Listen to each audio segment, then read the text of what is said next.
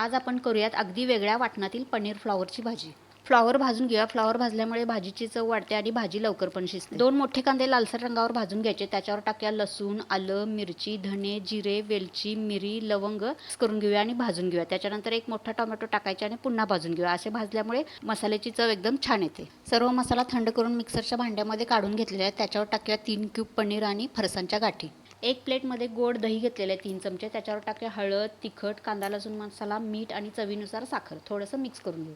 3 चमचे तेल तापवलेलं आहे. मोहरी, जिरे वाटण टाकून भाजून घेऊया. आता मध्ये मध्ये मी गरम पाणी टाकलेलं आहे. गरम पाणी टाकल्यामुळे मसाला खाली करपत नाही आणि त्याची चव पण वाढते. मसाले एकदम छान भाजले जातात. दही, कढीपत्ता टाकून पुन्हा गरम पाणी टाकूया आणि एक प्लेट ठेवून व्यवस्थित 1-5 मिनिट मसाला तेल सुटेपर्यंत भाजून घ्यायचा. आता फ्लॉवर टाकूया आणि अर्धा कप गरम पाणी टाकून पुन्हा फ्लॉवर एकदा शिजवून घेऊया भाजीबरोबर.